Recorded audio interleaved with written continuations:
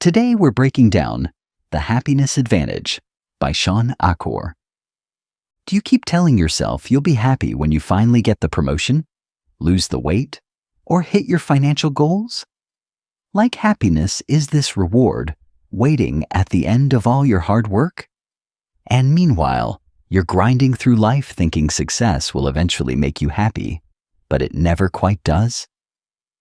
Shawn Achor discovered after studying Harvard students and Fortune 500 companies that we've got the formula reversed. Happiness doesn't come from success. Success comes from happiness, and the research proves it. In this video, you will learn 7 scientifically proven principles that boost your performance by rewiring your brain for positivity, including the 20-second rule that makes good habits automatic and why your brain on happiness literally works 31% better. Watch till the end to discover how to gain an unfair competitive advantage in every area of life, not through working harder, but through training your brain to be positive first, which then creates the success you want. Lesson number 1, the happiness advantage. This first principle shatters everything you've been taught about success and happiness, because science proves happiness fuels success, not the other way around. We've been taught the formula: work hard, achieve success, then be happy. But Achor studied thousands of Harvard students and found something shocking. The students who were happy before achieving their goals consistently outperformed those grinding in misery. Your brain at positive literally functions better. When you're positive, your brain releases dopamine and serotonin, which don't just make you feel good, they turn on all the learning centers in your brain. You see more possibilities, absorb more information, make better connections. The research is staggering.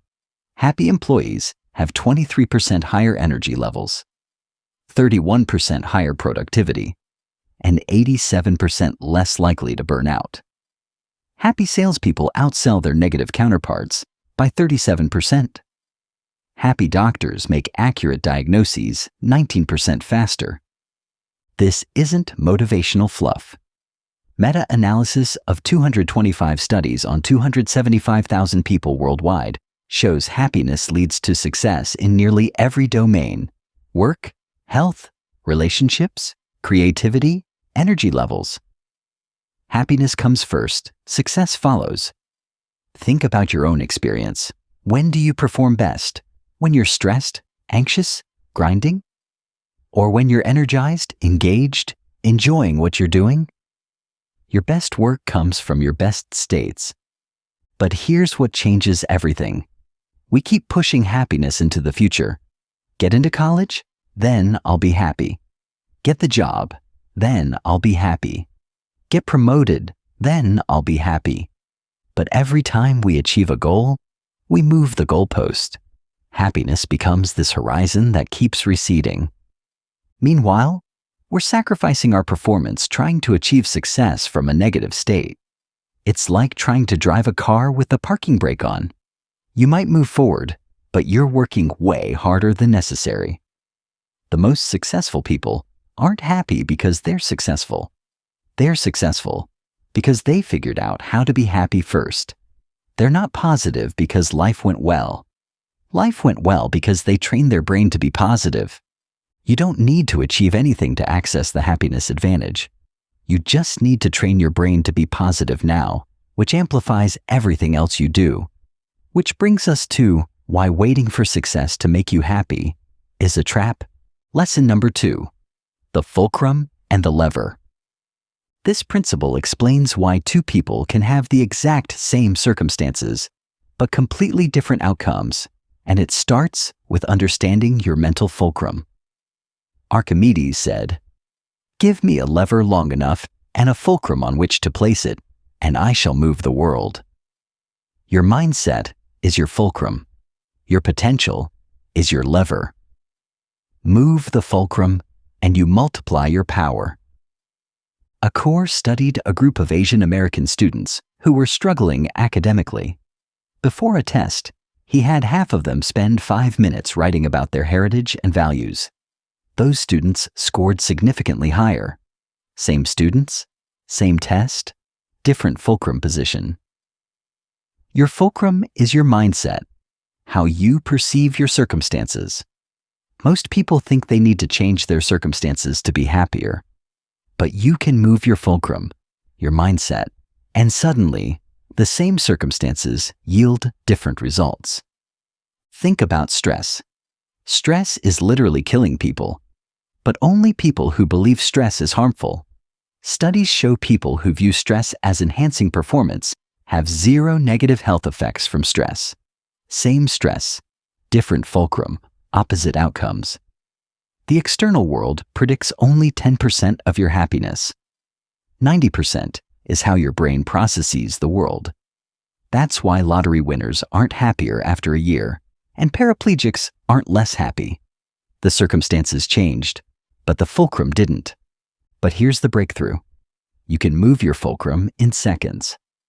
Achor had bankers in the middle of the 2008 crisis, maximum stress, write 3 good things daily. Within 3 weeks, their stress levels dropped and performance increased. They didn't change their circumstances. They moved their fulcrum. The power isn't in your circumstances. It's in your perception of them. A challenge becomes an opportunity. A failure becomes data. A setback becomes a setup. Same event, different fulcrum, different outcome. Every morning, you choose where to place your fulcrum. Focus on threats, problems, and lacks. Your fulcrum is positioned for struggle. Focus on opportunities, growth, and resources. Your fulcrum multiplies your power. Most people spend their lives trying to get a bigger lever, more resources, better circumstances, perfect conditions. But moving your fulcrum even slightly multiplies whatever lever you already have, which brings us to why your brain might be sabotaging you without you knowing. Lesson number 3, the Tetris effect. This phenomenon explains why you can't stop seeing problems everywhere, and it started with a bizarre study about a video game. Researchers had people play Tetris for hours. Afterwards, participants couldn't stop seeing Tetris shapes everywhere, in buildings, cereal boxes, their dreams. Their brains had become pattern recognition machines for Tetris shapes. Here's the terrifying part. Your brain is doing the same thing with whatever you focus on most. And for most people, that's problems, threats, and negatives. Tax auditors trained to find errors start finding errors in everything. Restaurants, movies, conversations with spouse. Lawyers trained to spot risk become unable to see opportunity. Your brain becomes a scanner for whatever you train it to find. Most professionals are literally trained to spot problems. Accountants find discrepancies. Doctors find illness. Consultants find inefficiencies. Then they go home and their brain keeps scanning. Now their marriage looks like a problem to solve. The negative Tetris effect is everywhere. Watch the news for a week, and suddenly, the world seems dangerous. Scroll social media comparing yourself to others, and suddenly, your life seems inadequate. Your brain finds more of whatever it's looking for. But here's what changes the game. You can create a positive Tetris effect. Train your brain to scan for opportunities, growth, and wins. Achor had people write 3 good things daily for 21 days. Brain scans showed their brains literally rewired to scan for positives first. This isn't toxic positivity. You're not ignoring problems. You're training your brain to see the full picture instead of just threats. Problems still exist, but now you also see resources, solutions, and possibilities. A positive Tetris effect makes you luckier. Not mystically, practically. When your brain scans for opportunity, you notice opportunities others miss. When it scans for connections, you build better relationships. When it scans for growth, you learn from everything. The scan pattern you train becomes your reality. Train it to find problems. Live in problems. Train it to find possibilities. Live in possibilities. Same world, different scanner, different life, which brings us to how to turn your biggest failures into launching pads. Lesson number 4. Falling up. This principle reveals why some people are destroyed by adversity while others are propelled by it, and the difference is learnable. When adversity hits, your brain creates a mental map with 3 possible paths. Path 1. Circling where you are now, stuck in the negative event. Path 2. Further down, worse than before. Path 3. Falling up, using the fall to propel yourself higher than before. The third path isn't rare. It's just rarely discussed. Researchers call it post-traumatic growth, and it's actually more common than post-traumatic stress.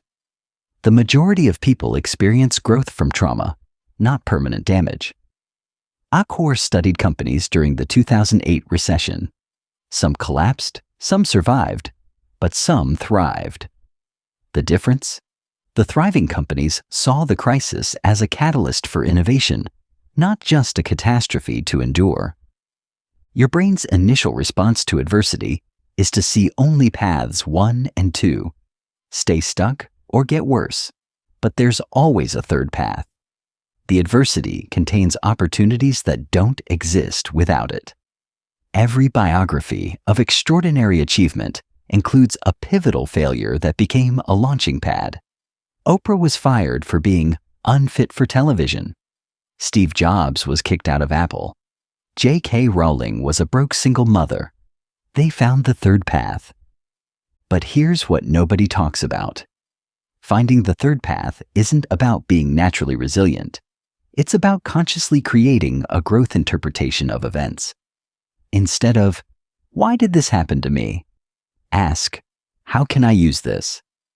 Instead of, "This ruined everything," try, "This changed my trajectory." The meaning you assign to adversity determines its impact. Lose your job? Either it's a disaster or it's freedom to find something better. Relationship ends? Either you're broken or you're available for the right person. Failure happens? Either you're incompetent or you just got valuable data. Achor teaches the ABCD model. Adversity happens. Your beliefs about it create consequences, but you can dispute those beliefs. The adversity is fixed, but your interpretation is flexible. The most successful people have trained themselves to automatically look for the third path. They don't avoid falling. They've learned to fall up. Every setback becomes a setup for a comeback, which brings us to why starting small is the secret to massive change. Lesson number 5, the Zorro Circle. This strategy explains why your ambitious goals might be sabotaging you and what to do instead, based on how Zorro became a master swordsman.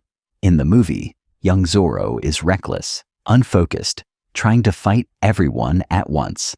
His mentor makes him fight inside a small circle. Only after mastering the small circle can he expand to larger ones. Eventually, he conquers everything by starting small. Your brain needs wins to build momentum. But most people set massive goals, get overwhelmed, fail, and reinforce their belief that change is impossible. They try to fight outside their circle of control. Achor found that people who focused on small, manageable goals were more successful long-term than those with huge, ambitious goals. Not because they aimed lower, but because they built confidence through consistent wins. When you're stressed or overwhelmed, your emotional brain hijacks your rational brain. You literally can't think clearly. But small wins calm the emotional brain and re-engage the prefrontal cortex. You regain control by starting small. Think about it. How many times have you tried to change everything at once? New diet, exercise routine, morning ritual, evening routine, meditation practice, all starting Monday. By Wednesday, you've quit everything. But here's the secret. Start with a circle so small you can't fail. Meditate for 30 seconds, not 30 minutes. Do one push-up, not 50. Write one sentence, not one chapter. Master that tiny circle first. Each small win releases dopamine, which motivates the next action. Your brain builds expectation of success instead of failure. Your circle naturally expands because you want to do more, not because you're forcing yourself. Wall Street traders using this method increased their success rate by 71%. They identified the smallest part of their job they could control, their morning routine, mastered it, then expanded. Within months, their entire performance transformed. The Zorro Circle isn't about lowering ambitions. It's about building the neural pathways of success through small wins that compound into massive change. You still conquer the world, just one circle at a time. Which brings us to the rule that makes change automatic. Lesson number 6, the 20-second rule. This simple principle determines whether your habits stick or disappear, and it's based on activation energy from chemistry. Every habit requires activation energy to start. The more activation energy required, the less likely you'll do it. Achor discovered that just 20 seconds of extra effort is enough to kill most good intentions.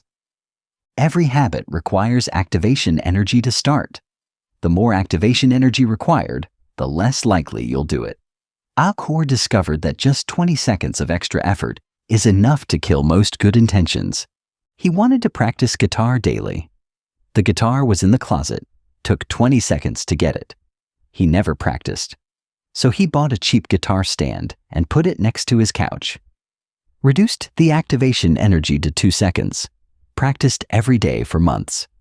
Same principle in reverse. He wanted to stop watching TV. Instead of relying on willpower, he took the batteries out of the remote and put them in another room. 20 seconds of extra effort. His TV watching dropped 95%. Your brain is lazy.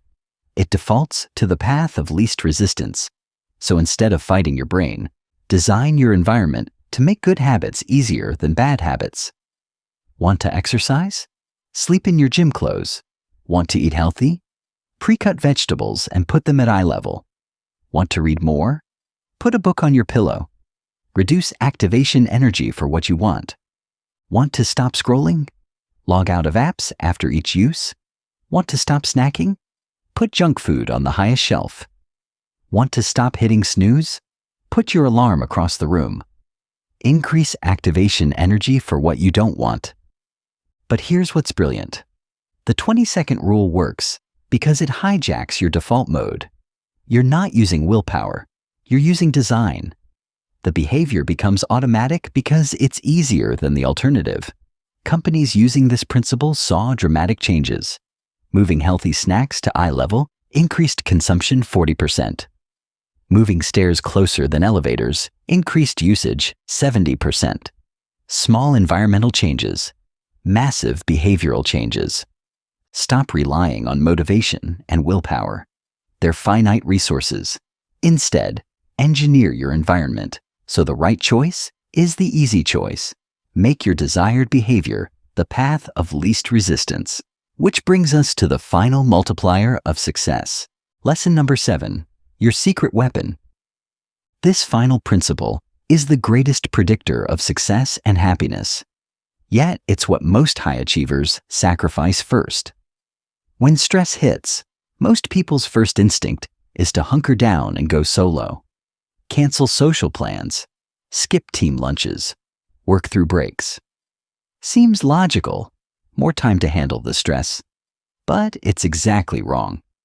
The Harvard Grant study, following subjects for over 80 years, found one factor that predicts happiness and success more than any other: social connection. Not intelligence, not wealth, not achievement, relationships. Your social connections aren't just nice to have. They're your competitive advantage. People with strong social support are 50% more productive, 40% more likely to get promoted, and 75% more successful at achieving goals. During stress, your brain releases oxytocin, which motivates you to seek social support. But we fight this instinct, thinking we need to be strong and independent. We're literally fighting our brain's success mechanism. The most successful people invest more in relationships during challenges, not less. They know their network is their net worth, not financially, but neurologically. Social connections literally change your brain chemistry. But here's the counterintuitive part. The best social investment isn't receiving support, it's giving it. When you help others, your brain releases dopamine, oxytocin, and serotonin, the exact chemicals that fuel success. Helping others literally makes you more capable. A simple 2-minute investment changes everything. Send a grateful email. Give a genuine compliment. Help a colleague. These micro-investments compound into massive returns. Companies that implemented gratitude visits, employees thanking someone face-to-face, saw 50% increases in social connection scores and 31% higher productivity. 2 minutes of investment, months of returns. Your survival instinct says to isolate during stress. Your success instinct says to connect. The people who thrive aren't the lone wolves. They're the ones who invest in their pack. Let me crystallize this into immediate action. Success doesn't create happiness. Happiness creates success. Your brain at positive is 31% more productive, creative, and resilient. The formula you've been taught is backwards. Here's what to do today. Start with the smallest win possible. Write 3 good things that happened. Take 20 seconds to move one good habit closer or one bad habit further away. Send one grateful text. Don't wait for success to be happy. Train your brain to be positive now and watch how success becomes inevitable. Not through grinding harder, but through operating from your optimal brain state. Because here's what Achor proved. Happiness isn't the reward for success. It's the competitive advantage that creates it. Remember, your brain at positive outperforms your brain at negative, stressed or neutral.